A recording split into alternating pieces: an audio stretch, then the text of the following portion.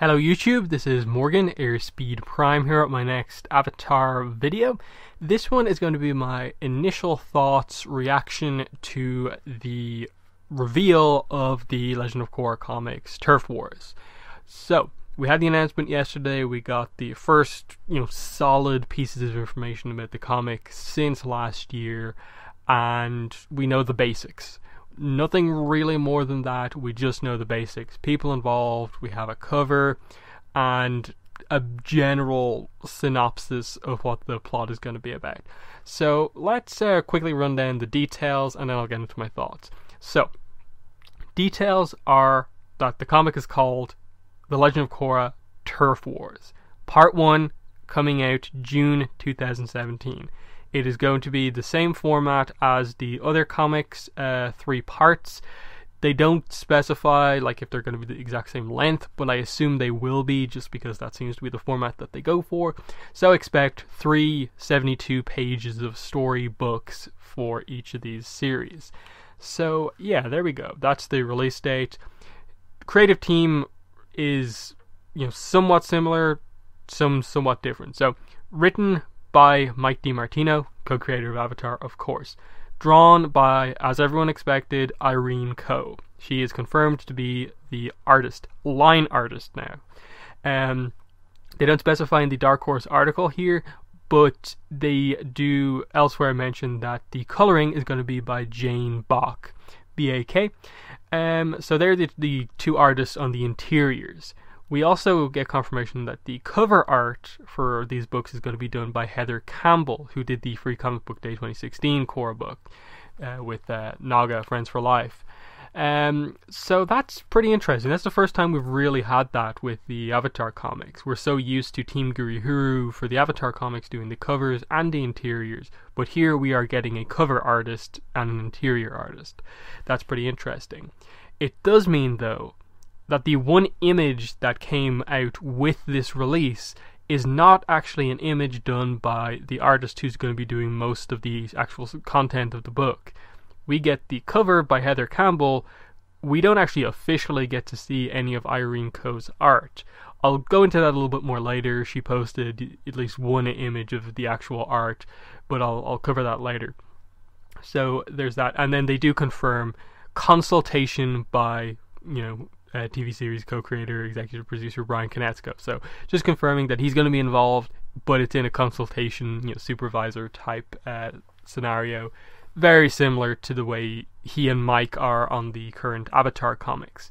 So that's the creative team. As I said, perfectly fine. The only problem is that they really should have included some piece of art by Irene Coe in this, because this is her announcement as the Korra artist. This should be a big thing, and it's just her name. The entire announcement, it's just her name. She happens to be the artist on this book, rather than here's the Korra artist, here's what her art looks like, here's why you should be excited. That's what's missing from the announcement. They should have shown this off. Now, I will say, they could show off more information, more images at New York Comic Con on Saturday, where we expected this reveal to happen, but I'm not entirely sure what they're doing with that. If we will actually get more information than they're showing off here, I assume they would have to show something. And Irene Coe's concept art, character designs, I think would be something that makes sense to show. Let's get into the kind of plot-focused stuff. So I think the Dark Horse article actually gives the best summary of the plot. It says, Turf Wars begins with Korra and Asami leaving the spirit world and returning to Republic City, only to find political hijinks and human versus spirit conflict, as a pompous developer plans to turn the new spirit portal into an amusement park, potentially severing an already tumultuous connection with the spirits. In addition, the Triads have realigned and are in a brutal brawl at the city's borders, where hundreds of evacuees have relocated. In order to get through it all, Korra and Asami vow to look out for each other, but first they've got to get better at being a team. So, there you go. Bunch of different stuff happening here. The most notable thing here is that in the description, the Korra Asami stuff is the final line. It starts it off the description and ends the description, but all the stuff in the middle is plot, which we didn't know about before. So straight away, it kind of confirms a lot of what I've basically talked about before. We know for sure that the plot is going to revolve around the spirit portal primarily, but also what the spirit portal has done. The spirit portal existing has relocated people who lost their homes because of the kind of spirit portal explosion destroying that. So you have that, and you have Triad trying to kind of get back into power by basically preying on the people who are struggling, basically who are evacuees. That's interesting that they're finally touching on the Triads again. It's kind of been a while, it's basically been book 2. The last, I think, canonical real mention of them was the Legend of Korra video game, but since then it's basically just been assumed that they've been so defeated that they just haven't been much of a threat. So that'll be interesting. Like, do we just focus on the triple threat Triads, or are we going to get the other ones, like the Terra Triad, the Red Monsoons, Evacuees? I hope we get that, and we really get some sort of exploration of that and what's happened since. Especially if we get kind of reveals about, like, potentially what Triad Yukon ran, or, like, is that still around? That could be cool if they really explored the Triads here in an interesting way. Political hijinks just randomly kind of thrown in there. I assume that is just, like, people like Marko and that sort of people, Tenzin, deciding basically what they think they should do with the spirit portal in Republic City, the decisions about what should be done to help rebuild the city. I assume that's what the political hijinks will be, because I do think they still need to address Korra and Marko. They've never really been on the same page. Maybe in book 4 a little bit they kind of ended up agreeing with each other, but fundamentally he's always been kind of, no, Korra, we can't do this, I can't help you with that. So maybe they'll address that.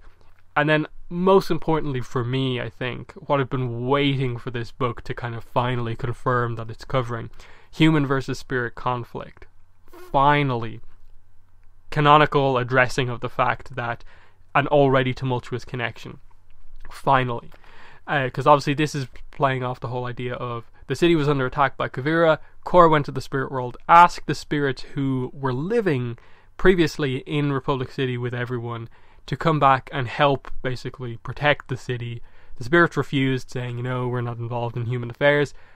That is a huge kind of breach of trust. Like, we've lived together for a while, been friends, and you've just abandoned us at the last moment. And then when Korra saves the day at the end of book 4, the spirits just come immediately back. Like, wow, you guys really just did that. So that's the kind of problems that I'm kind of talking about. They'll obviously go into much more depth in this book about what those problems are. But obviously you can see what's really going to bring it to the forefront is this guy, I assume it's a guy, pompous developer, turning the spirit portal into an amusement park. So, the perspective I always had on the spirit portal, as kind of speculation of my own, was that what would happen would be that maybe the Triads would commit crimes and flee into the spirit world. And we'd have this whole idea of just, this is the first time we are seeing a spirit portal in the middle of a really big city. Because the other two are obviously in the northern and southern water tribes. And even then, they're still kind of way out in, like, the tundras. They're not really close to where people are properly living. So they're fairly secluded, hard to get to. But now all of a sudden we have this central spirit portal that is right in the middle of everything. Everyone is going to see it in the city. And it's going to be this giant door into this other world that so many people don't know about. So of course people are going to want to go in there, but they don't know anything about the spirit world, so they could be in trouble. Who knows what spirits they could encounter? Who knows what spirits could come out? My perspective going in would be that, like, the immediate thing that they would address would be how to police this border between worlds. Like, do they have guards around it? Do they get, like, Jinora and Korra to act as these kind of spiritual people, kind of, who guide people in and out if they want to? But it seems like someone, while Korra and Asami have been off on their vacation in the spirit world, has just, swooped in and basically said, oh, I'm making a business around this. Pay to get into the area around the spirit portal, pay me more and I'll let you into the spirit portal. And clearly he's treating it like this and not as anything important, and so the spirits aren't very happy about this. And I assume I'm thinking the theme they might go for is just, you have to kind of give a little bit to kind of take a little bit. What I mean by that is just that the spirits are going to have to accept that if you guys want to come into the physical world and live there, you're going to have to accept that some humans will want to go into your world as well. That you have to accept some things are not going to be great on both sides. You cause havoc when you come into our world, we're going to cause a little bit of chaos when we go into your world, but if we work together, we can kind of help make that kind of better. Because this has always been the thing. Since Juan, this has been an issue that's needed to be resolved. As far as we're aware, there's never been a really just solid relationship between humans and spirits. Certain humans and certain spirits and stuff like that, but as far back as we know, 10,000 plus years ago, humans and spirits weren't able to really work together. And this is a huge thing if they kind of finally address that getting into it. So for me, as much as there's all this stuff about Korra and Asami, it's the human spirit conflict that is the most important thing. Now, I don't know if we're meant to read into it as in being anything huge, if this pompous developer is going to be like a really important character, or just a kind of really, really, really minor kind of villain type character who isn't going to be any sort of a threat, but what he has done has, presented the whole look into the whole human spirit conflict. That for Korra, this guy brings up the whole thing of what she has to deal with, human spirit conflict. So I think that's one of the big things they have to do. Brutal brawl at the city's borders, where the evacuees are. That's going to be interesting to see, like how much they go into the whole idea of evacuees and what exactly the triads are trying to do. Will we see the equalist involved in that? Because as far as we're aware, they haven't really full-on confirmed it. But based on the Korra video game, they basically treat what's left of the equalist after book 1 as a sort of triad, that they are the non-bending triad, the equalist, what's left of them. So I would really like to see a little bit of the equalist in this if possible, because it makes no sense that they're just completely gone, that this whole idea of people being against benders is full on gone. There has to be some people who still stick to that. So yeah, that's really, really interesting. Anything else? I suppose what they're going for here with the Korra and Asami thing, that they say at the end, vow to look out for each other, but first they've got to get better at being a team. So clearly they come out, see this conflict, come out of the spirit world after their vacation, see this conflict and kind of go to each other. The two of us together, we have to stick together and help solve this problems, because obviously Korra is going to be the one kind of physically fighting as the Avatar. She's going to address the human spirit conflict. But Asami is the one with the company. She can help to bring things together because she has kind of business power. So they have kind of two sides of things, the way they can approach doing it. But how do they actually approach working together to get what they both want done? Because it really highlights that as much as we know a little bit about Korra and Asami's relationship, we don't know a ton. We've never really seen Korra talk about the fact that Korra is a businesswoman. Why does she think about Korra, about Asami running her own business? Does she care? And then with regards to Asami, we've always had with Korra, Marko, and Bolin that they really bond over the fact that they're sports stars. They were formerly on the Fire Ferret, and in that sequence, Asami kind of acted more as the kind of, supporter, manager of the team. Is she as kind of big into, I assume, the whole idea that Korra is, so active and into the fighting and stuff like that? Asami can fight, but it's more to protect herself and protect her friends. But when she actually gets into being around Korra as a very physical person, is that something she can accept? I hope that's the sort of stuff they address by addressing their relationship. That we don't really know how Korra and Asami both see each other all that much. Outside of the initial book 1 thing of Korra gaining a respect for Asami. I always thought you were just the pretty girl, but you can drive this car really crazily and it's this kind of really cool thing, and then they kind of end up fighting together and stuff like that. That was probably one of the biggest moments of development for them as kind of, you know, friends back in book 1. We haven't really seen a lot since then. It's mainly just that they've kind of paired them up as kind of friends. We still need to, like, develop it. And based on what Mike has said in, like, his Reddit AMA and what other little bits of information that have come out, it really seems like they are going for it. This is going to develop in depth the Korra-Asami relationship, which is what is needed. And they've said that they don't have the same television network restrictions that they had with the show, with the comics, so they can actually develop the relationship, but they don't have to, like, come up with all these kind of tricks to develop the relationship without actually developing it, kind of like they had to do in the show.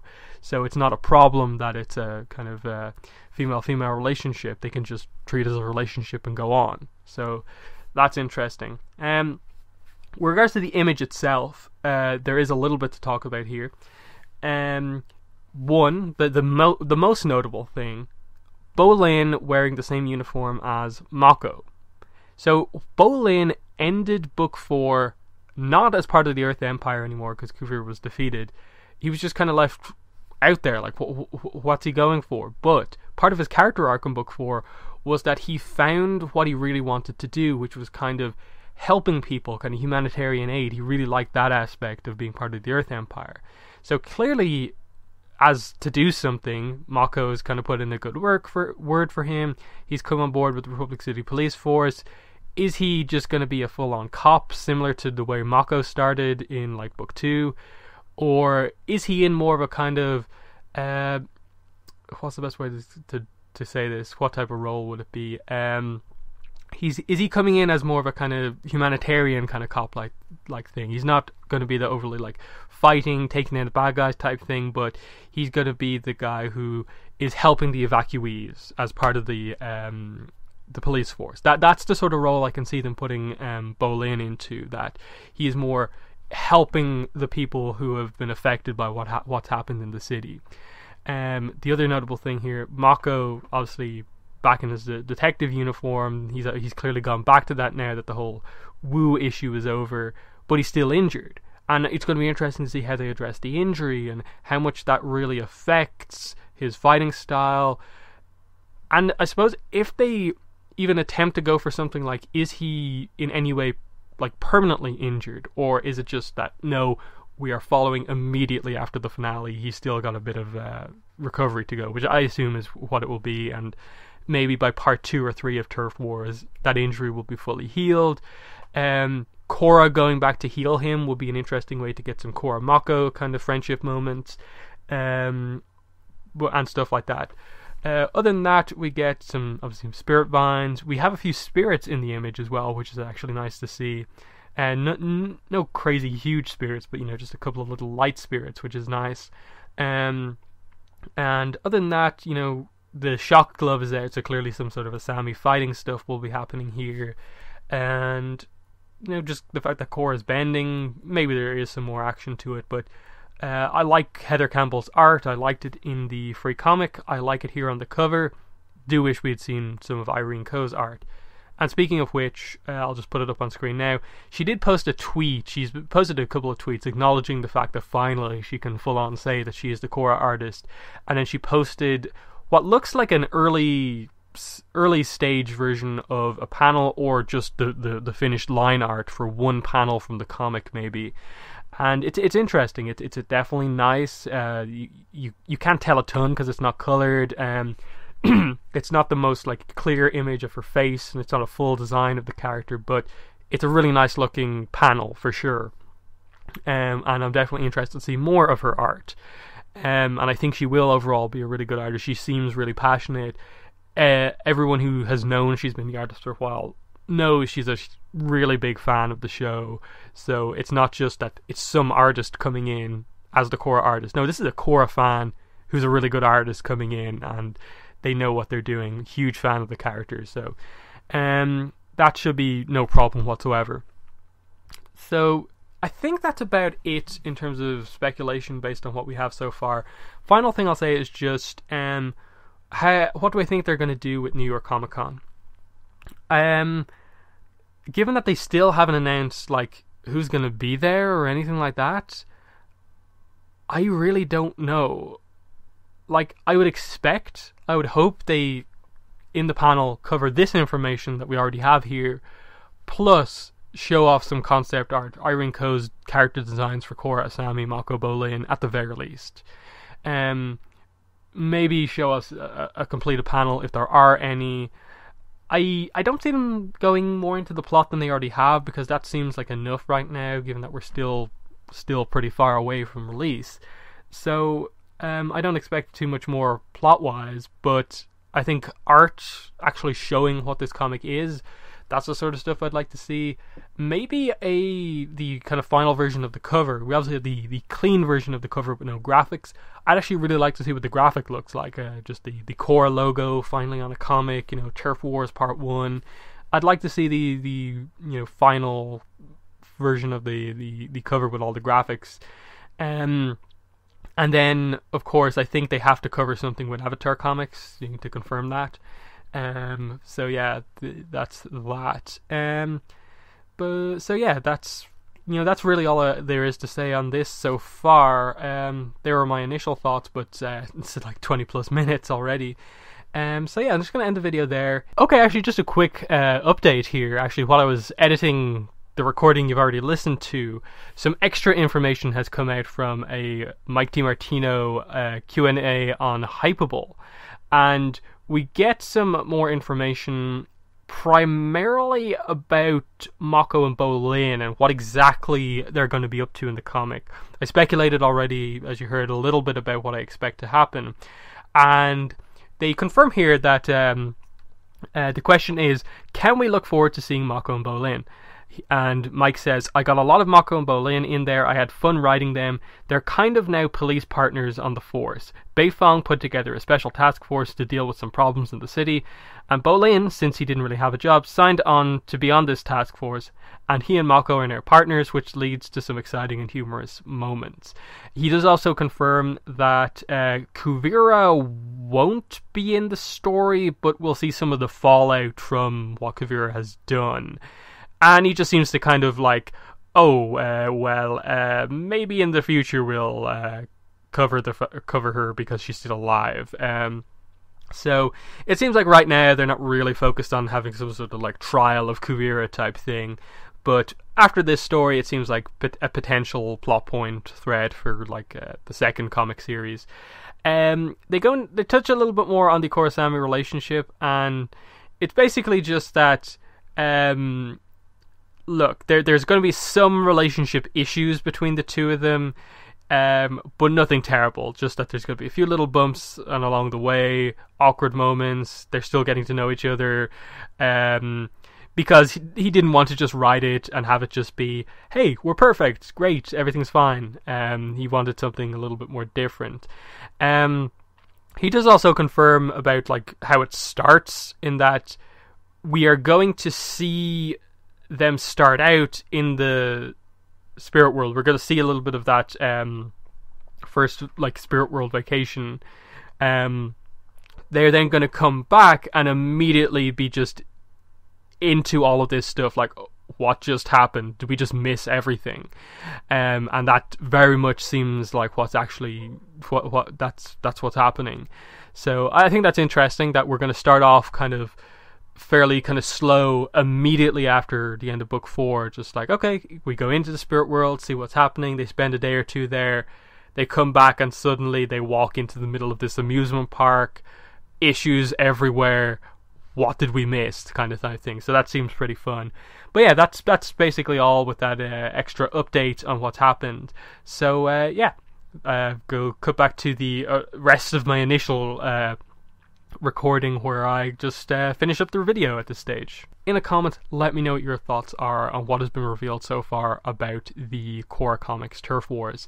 And I'll just end by saying, if you want to follow me on social media, links to my Twitter and Tumblr in the description. If you want to support my channel so I can make more videos, better videos, link to my Patreon page and also my PayPal donation link are also in the description as well. So that's been a video. Thanks for watching, and bye.